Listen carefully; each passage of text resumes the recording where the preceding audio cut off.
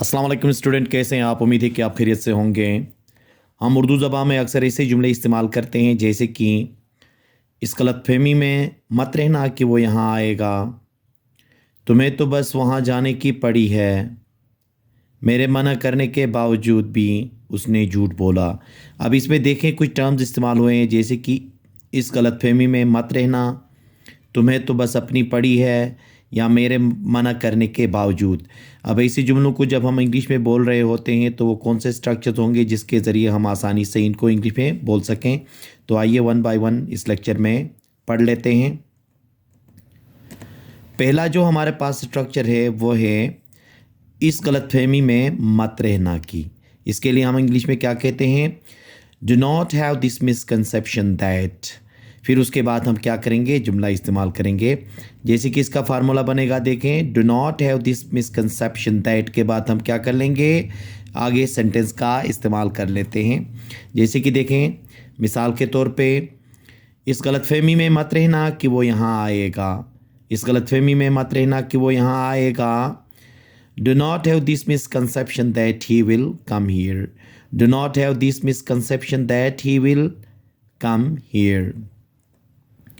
इस गलतफहमी में मत रहना कि असलम आपकी मदद करेगा। इस गलतफहमी में मत रहना कि असलम आपकी मदद करेगा। Do not have this misconception that Aslam will help you.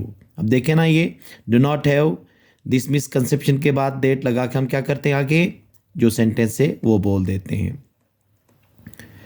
इस गलतफहमी में मत रहना कि वो मसला हल करेगा। इस गलतफहमी में मत रहना कि वो मसला हल करेगा। Do not have this misconception that he will solve the problem. Do not have this misconception that he will solve the problem. दूसरा स्ट्रक्चर है हमारे पास all you care about is। ये इस्तेमाल होता है किस चीज़ के लिए? तुम्हें तो बस देश देश की पड़ी है। अब देश देश में देखे ना, तुम्हें तो बस अपनी ही पड़ी है, तुम्हें तो बस वहाँ जाने की पड़ी है, तुम्हें तो बस अपने काम की पड़ी है। तो ऐसे जुमलों के लिए हम क्या इस्तेमाल करते हैं? All you care about is का इस्तेमाल कर लेते हैं। इसका जो स्ट्रक्चर बनेगा, देखें, ऑल के बाद यहाँ पे देखें मैंने ऊपर यू लगाया, यहाँ पे सब्जेक्ट की जगह में ही भी लगा सकते हो, ठीक है, शी भी लगा सकते हो। आगे केयर, अगर थर्ड पर्सन सिंगुलर्स हो गए तो उसके साथ क्या करेंगे हम? Cares about is. फिर उसके बाद वर्ब आ गया तो फोर्थ फॉर्म लगाएंगे, या वर्ब नहीं आएगा तो अदर वर्ड्स उसमें नाउन भी हो सकते हैं या कोई और भी चीज़ हो सकता है। जैसे कि देखें, तुम्हें तो बस खाना खाने की पड़ी है। तुम्हें तो बस खाना खाने की पड़ी है। All you care about is eating food. All you care about is eating food. मैंने कहा था ना कि अगर वर्ब आया तो वहाँ पे फोर्थ फॉर्म, जैसे कि देखें, इसके बाद क्या आया? ईटिंग का लफ्ज़ आया। तुम्हें तो बस वहाँ जाने की पड़ी है। तुम्हें तो बस वहाँ जाने की पड़ी है। All you care about is going there. All you care about is going there. उसे तो बस फुटबॉल खेलने की पड़ी है। उसे तो बस फुटबॉल खेलने की पड़ी है। All he cares about is playing football. अब देखें यहाँ पे सब्जेक्ट हमने क्या इस्तेमाल किया था? ही इस्तेमाल किया, तो आगे क्या हुआ? इसका इजाफा हुआ, केयर्स हो गया। तुम्हें तो बस अपने मोबाइल की पड़ी है। तुम्हें तो बस अपनी मोबाइल की पड़ी है। All you care about is your mobile. All you care about is your mobile. अब यहाँ पे देखें ना, यूर मोबाइल, यहाँ के अंदर कोई वर्ब नहीं है, इसलिए यहाँ फोर्थ फॉर्म का कॉन्सेप्ट नहीं होगा, अदर वर्ड का कॉन्सेप्ट होगा। तुम्हें तो बस अपने काम की पड़ी है। तुम्हें तो बस अपने काम की पड़ी है। All you care about is your work. All you care about is your work. तो तुम्हें तो देश देश की पड़ी है, मतलब देश देश में उस काम की भी बात कर सकते हो, उस चीज़ की भी बात कर सकते हो, तो इसके लिए इस्तेमाल करेंगे all you care about is.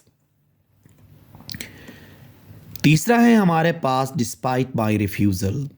Despite my refusal इस्तेमाल होता है मेरा मना करने के बावजूद कहने के लिए।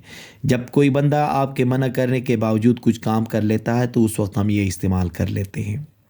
इसका जो फार्मूला होगा, डिस्पाइट माई रिफ्यूज़ल के बाद आप सेंटेंस इस्तेमाल कर सकते हैं। अब ये सेंटेंस किसी भी टेंस का हो सकता है। अब ये पास्ट का भी हो सकता है, प्रेजेंट का भी हो सकता है और फ्यूचर का भी हो सकता है।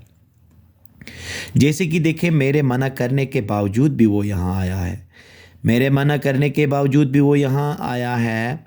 Despite my refusal he has come here. Despite my refusal he has come here. मेरे मना करने के बावजूद भी उसने झूठ बोला। मेरे मना करने के बावजूद भी उसने झूठ बोला। आपने मतलब मना किया था लेकिन फिर भी उसने झूठ बोला है, तो इसका क्या होगा देखें। Despite my refusal he told a lie. Despite my refusal he told a lie. मैंने मना करने के बावजूद भी आपने ये गाड़ी ख़रीदी। मेरे मना करने के बावजूद भी आपने ये गाड़ी ख़रीदी। Despite my refusal, you bought this car. Despite my refusal, you bought this car. मेरे मना करने के बावजूद भी उसने इस कॉलेज में दाखिला लिया है।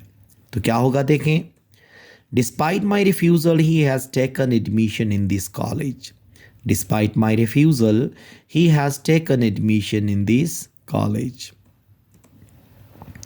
मेरे मना करने के बावजूद भी वो चला गया।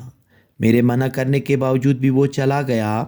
Despite my refusal he went. Despite my refusal he went. तो डिस्पाइट माई रिफ्यूज़ल किसी कहते हैं, मेरे मना करने के बावजूद के लिए इस्तेमाल करते हैं। ये जो 3 स्ट्रक्चर्स हैं, ये जो बहुत ही इंपॉर्टेंट स्ट्रक्चर्स हैं, हम रोज़मर्रा ज़िंदगी में बहुत ज़्यादा इस्तेमाल कर लेते हैं। ठीक है, इनकी आप प्रैक्टिस करें, रोज़मर्रा ज़िंदगी में इसके सेंटेंसेस बनाएं और इंग्लिश लैंग्वेज में इसको इस्तेमाल करें ताकि आपको उर्दू जुमलों को इंग्लिश में ट्रांसलेट करने में आसानी हो। उम्मीद है कि आज का ये लेक्चर आपको पसंद आया होगा। Thank you very much.